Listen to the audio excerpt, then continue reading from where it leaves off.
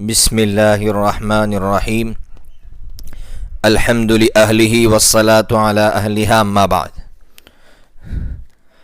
دیکھیے، سب سے پہلے ایک بات یہ سمجھیے کہ زکوٰۃ کی رقم جو زکوٰۃ کا مستحق ہے اس کو مالک بنا کر دینا ضروری ہے۔ اگر آپ نے مالک بنا کر نہیں دیا تو زکوٰۃ ادا نہیں ہوگی۔ مثال کے طور پر آپ نے یہ رقم عمارت میں لگا دی تو زکوٰۃ ادا نہیں ہوتی۔ ہاں، عمارت بنائی اور عمارت بنانے کے بعد کسی غریب کو مالک بنا دیا تو زکوٰۃ ادا ہو جائے گی۔ اسی طرح آپ نے کسی غریب سے کہا لو یہ کھانا کھا لو تو اس سے بھی زکوٰۃ ادا نہیں ہوگی۔ ہاں، آپ نے اس کھانے کا مالک بنا دیا، اب وہ جو چاہے کر سکتا ہے، اس کو بیچ دے کھا لے، تو اس کا مطلب یہ ہے کہ مالک بنانا ضروری ہے۔ مالک بنائے بغیر زکوٰۃ ادا نہیں ہوگی۔ اسی طرح قرض کا مسئلہ آتا ہے کہ سامنے والے کو ہم نے قرض دے رکھا ہے، وہ واپس نہیں دے رہا ہے۔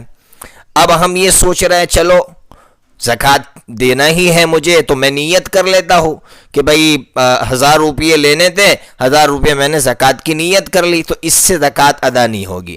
اس کے لیے ضروری ہے کہ آپ اس کو 1000 روپے کا مالک بنائیں۔ مالک بنانے کے بعد آپ اس سے کہیں کہ بھائی اب ہمارا قرضہ تم واپس کر دو۔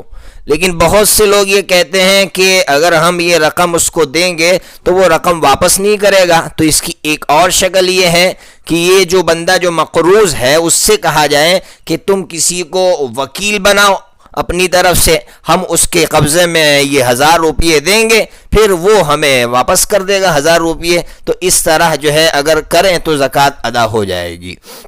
اسی طرح ایک اور بات زکوٰۃ کے تعلق سے ضروری ہے کہ زکوٰۃ کے لیے بھی نیت ضروری ہے۔ ہر عبادت میں نیت ضروری ہے، تو زکوٰۃ کے لیے بھی نیت ضروری ہے۔ لیکن کب نیت ضروری ہے؟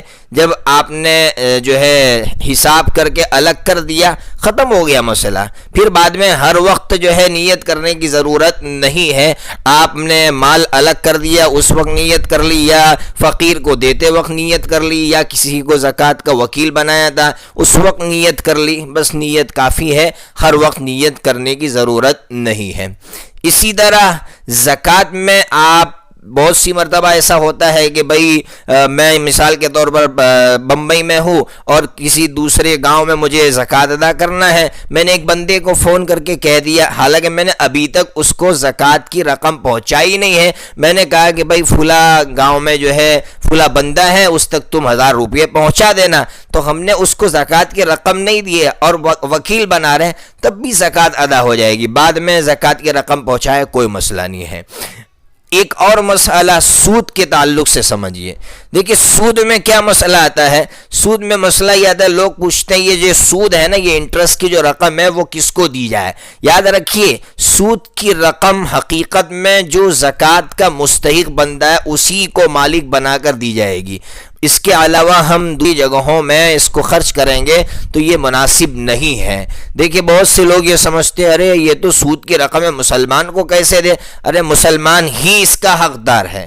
جو زکوٰۃ کا مستحق ہے، جو مسلمان ہے، وہی اس رقم کا زیادہ حقدار ہے۔ اس لیے غیر مسلمین کو مت دیجیے، پہلے جو مسلمان اس کے حقدار ہیں ان پر خرچ کیجیے۔ آج حالات یہ ہیں کہ مسلمان تو بیچارے پریشان حال ہیں، ان کے پیچھے خرچ کرنے کے لیے کوئی تیار نہیں ہے، اور مسلمان محبت، بھائی چارگی، رواداری میں آج غیر مسلمین میں تقسیم کرنے کے لیے جا رہے ہیں۔ اس لیے پہلے مسلمانوں کا خیال رکھا جائے۔ اللہ تبارک و تعالیٰ مسلمانوں کو صحیح سمجھ عطا فرمائے۔